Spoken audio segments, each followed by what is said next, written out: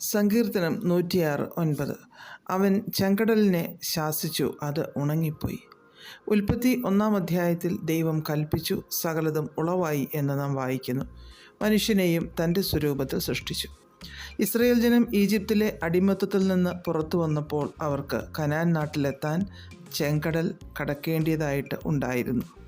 തൻ്റെ ജനത്തിന് കടന്നു പോകാനായി തൻ്റെ സൃഷ്ടിയായ ചെങ്കടലിനെ ശാസിച്ചു, അത് ഉണങ്ങിപ്പോയി എന്ന് ഇവിടെ പറഞ്ഞിരിക്കുന്നു.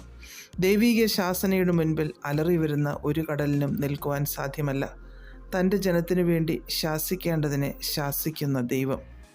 പിന്നാലെ വരുന്ന ശത്രുവിൻ്റെ മുൻപിൽ ഭയന്ന് നിൽക്കുന്ന തൻ്റെ ജനത്തിന് കടന്നു പോകുവാനായി വഴി ഉളവായി വരാനായിരുന്നു ആ ശാസന.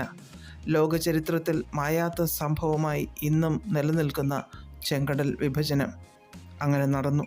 ദൈവം കടൽ മാറ്റുക മാത്രമല്ല ചെയ്തത്, അടിത്തട്ടിനെ ഉണക്കിക്കളഞ്ഞു തൻ്റെ ജനത്തിന് സുരക്ഷിതമായി അക്കരെ കടക്കാൻ. നമ്മുടെ പ്രശ്നങ്ങളെ നോക്കി ദൈവം ശാസിച്ചാൽ അതിൽ നിന്ന് ഭാഗികമായ വിടുതലായിരിക്കില്ല നമുക്ക് ലഭിക്കുന്നത്, പൂർണ്ണമായ വിടുതലായിരിക്കും. ദൈവം ഇപ്രകാരം നമുക്കായി ഉണങ്ങിയ വഴികളെ തുറക്കുന്നത് നമ്മുടെ യോഗ്യത കൊണ്ടല്ല, മറിച്ച് ദൈവത്തിന് നമ്മോടുള്ള സ്നേഹവും കരുണയും കൊണ്ടാണ്. മലാക്കി 3:11 ഞാൻ വെട്ടുക്കിളിയെ ശാസിക്കും, അത് നിങ്ങളുടെ നിലത്തിലെ അനുഭവം നശിപ്പിച്ച് കളകയില്ല. പറമ്പിലെ മുന്തിരിവള്ളിയുടെ ഫലം മൂക്കാതെ കൊഴിഞ്ഞു പോകുകയുമില്ല എന്ന് സൈന്യങ്ങളുടെ യഹോവ അരുളി ചെയ്യുന്നു എന്ന് പറഞ്ഞിരിക്കുന്നു. വെട്ടുക്കിളികൾ കൃഷിയെ നശിപ്പിച്ച് കളയുന്നവയാണ്. മുന്തിരിവള്ളിയിലെ ഫലം പാകമാകുന്നതിന് മുൻപ് കൊഴിഞ്ഞു പോകാതെ ദൈവം സൂക്ഷിക്കുമെന്ന് പറഞ്ഞിരിക്കുന്നു. ഇതിനെയൊക്കെ ദൈവം ശാസിക്കുമെന്ന് പറഞ്ഞാൽ തൻ്റെ ജനത്തിന് അനുകൂലമായി ദൈവം ശാസനകളെ അയക്കും എന്നർത്ഥം. നമ്മുടെ ജീവിതത്തിൽ നഷ്ടങ്ങൾ ഉണ്ടാക്കുവാൻ സാധ്യതയുള്ള സാഹചര്യങ്ങളെ ദൈവം ശാസിച്ച് ഇല്ലാതെയാക്കും എന്നർത്ഥം.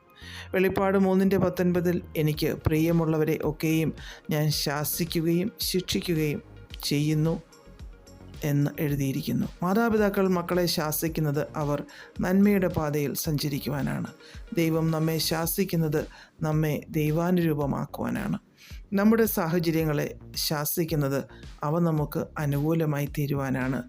ഈ ദൈവം ഏത് രീതിയിൽ നമ്മെ ക്രമപ്പെടുത്തുവാൻ ആഗ്രഹിക്കുന്നുവോ അതിൻ പ്രകാരം നാം ആയിത്തീരുവാൻ നമുക്ക് സമർപ്പിക്കാം.